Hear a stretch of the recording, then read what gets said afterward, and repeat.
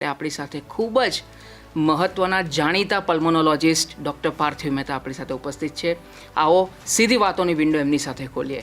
મહેતા સાહેબ, નમસ્તે. ફેફસાની રચના કેવી છે, ક્યાંથી શરૂ થાય છે ને ક્યાં પૂરું થાય છે, ને એ સિવાય મેં જે કીધું એના સિવાય કયા કામો ફેફસા કરે છે? પ્રાણવાયુનું ક્લાઉડ કિચન. પરફેક્ટ. ઓક્સિજનને પ્રાણવાયુ એટલા માટે કહેવાય છે કે એની ઉપર જ આપણો પ્રાણ ચાલે છે. ફેફસા એટલે કે જે શ્વસન તંત્ર છે એ હવા લેવાનું કામ નાકથી કરે છે, બરાબર, અને હવામાં આવેલા ઓક્સિજનને લોહીમાં ભેળવવાનું કામ વાયુકોષોથી કરે છે. જી. નાકથી માંડીને છેક વાયુકોષોના અંદરના રચના સુધી એ આખી એક શ્વસન તંત્ર એટલે કે ફેફસાની જ સિસ્ટમ કહી શકાય. એક તો ફેફસામાં કેવા પ્રકારના ઇન્ફેક્શન લાગતા હોય છે, આ ઇન્ફેક્શન લાગે ત્યારે કેવા પ્રકારના લક્ષણો માનવ શરીરમાં જોવા મળે છે, ઇન્ફેક્શન ને દૂર કરવા માટે કેવા પ્રકારનો ઈલાજ કરવામાં આવે છે? કોઈ પણ ઉપદ્રવી તત્વ જ્યારે આપણા ફેફસાની અંદર આવે અને એ અંદર આવીને એ પોતાનો અડ્ડો જમાવે, બરાબર, એ અડ્ડો જમાવે એટલે આપણું ફેફસું એને ડિટેક્ટ કરે, ગરમી થવી, રેડ થવું અને સોજો આવવો, તો પેઇન થવું.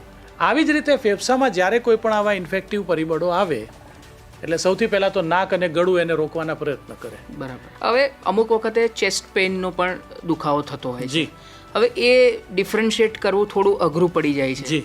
કે કોઈ મસ્ક્યુલર પેઇનના કારણે ચેસ્ટ પેઇન થાય છે કે લંગ્સના ઇશ્યુના કારણે ચેસ્ટ પેઇન થાય છે. જી. હવે આ કઈ રીતે તફાવત છે? ચેસ્ટ પેઇનમાં આપણને સૌથી પહેલાં બીક લાગે એવો ચેસ્ટ પેઇન તો હૃદય રોગ. હૃદય.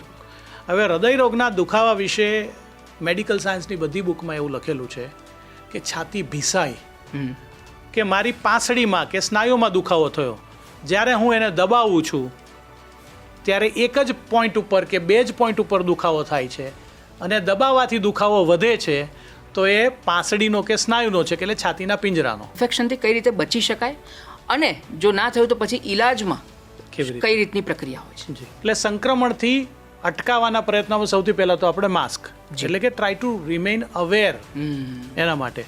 ટીબી વર્સિસ કેન્સર મિસમેનેજમેન્ટ થતા હોય છે, આના વિશે શું કહેશો? ખાંસી થતી હોય અને ગળફા નીકળતા હોય તો આપણે એ ગળફાનો ટેસ્ટ ટીબીના જંતુ માટે કરાવતા હોઈએ છીએ. કેન્સરની સસ્પિશન હોય તો આપણે સોય મારીને એટલે કે સાઇટોલોજી અથવા તો અંદરથી કણી કાઢીને બરાબર, એટલે કે ટ્રુ કટ બાયોપ્સી અથવા તો આખો ગાંઠને કાઢીને જેને એક્સિઝન બાયોપ્સી કહેવાય, બરાબર, એવું કરતા હોઈએ છીએ.